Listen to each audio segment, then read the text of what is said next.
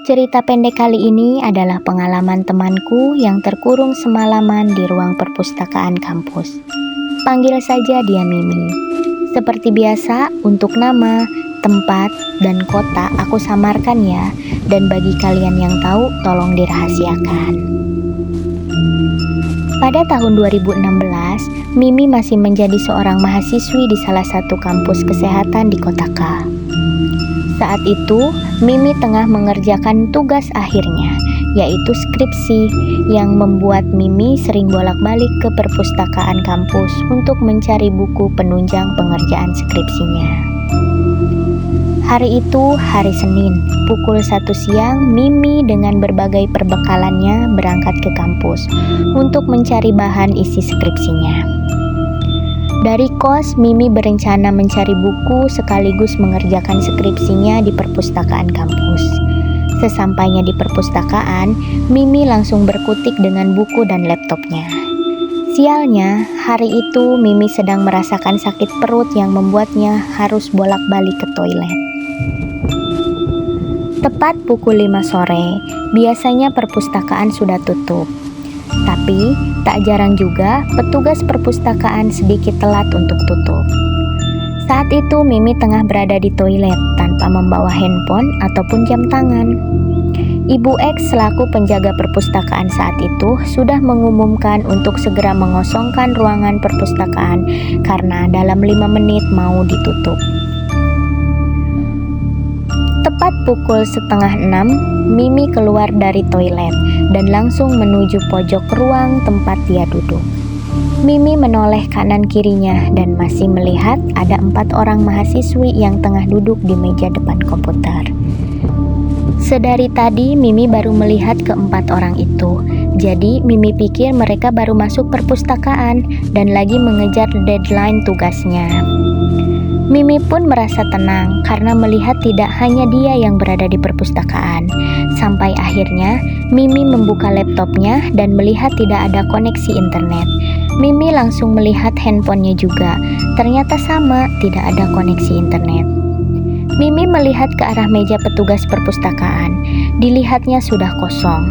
Pikir Mimi, apa mungkin WiFi-nya sudah dimatikan karena sudah hampir jam 6 sore. Menyadari hal itu, Mimi langsung membereskan tas dan barang-barangnya. Mimi berniat untuk pulang. Tapi, ketika Mimi sampai di depan pintu, pintunya tidak bisa dibuka. Mimi pun menoleh ke arah 4 orang tadi yang dilihatnya untuk bertanya mengenai pintu. Dan betapa kagetnya Mimi tidak melihat satu orang pun di sana. Di tengah rasa kaget dan panik, Mimi berusaha mencari sinyal handphonenya untuk menelpon temannya. Tapi sayangnya, di perpustakaan kampus Mimi, sinyal provider apapun selalu tidak terdeteksi. Setiap mahasiswa ataupun mahasiswi yang datang ke perpustakaan selalu menggunakan WiFi perpustakaan. Mimi pun beringsut mundur, kembali ke tempat awal dia duduk. Sambil menangis, Mimi berusaha mencari sinyal supaya bisa menelpon temannya dan meminta tolong. Tapi nihil, sinyal itu tak kunjung ada. Sampai akhirnya, Mimi melihat lampu di lorong buku yang menuju ke toilet berkedip nyala mati sendiri. Dan tiba-tiba, Mimi mendengar suara ketikan keyboard komputer sangat keras.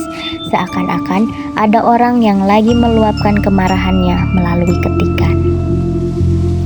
Saat itu Mimi sangat merasa ketakutan, sampai menggigil lemas. Untuk berdiri pun Mimi tidak bisa, karena dalam seumur hidupnya Mimi baru merasakan dengan nyata hal seperti itu. Bruk! Tiba-tiba beberapa buku jatuh dari etalase buku yang berada di hadapan Mimi. Mimi semakin merasa ketakutan, sampai dia ngesot masuk ke kolong bawah meja. Dari kolong bawah meja, Mimi melihat komputer yang berada di depan sebelah kirinya menyala.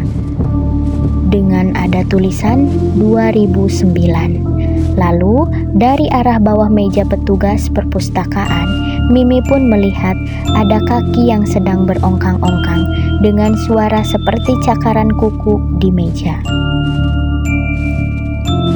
Seketika Mimi pun pingsan. Keesokan harinya, Mimi ditemukan oleh petugas perpustakaan. Kondisi Mimi saat itu tidak bisa berbicara, lemas dan badannya terus menggigil.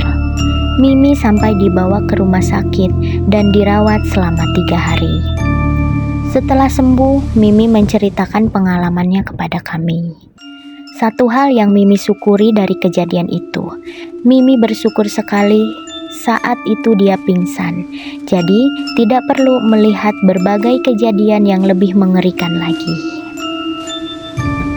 Saat menceritakan pengalamannya, Mimi berkata, saking seramnya seakan kisah itu baru saja terjadi. Oke teman-teman, sampai di sini dulu cerpen teror minggu ini. Sampai ketemu di cerpen teror berikutnya. Happy watching and see you.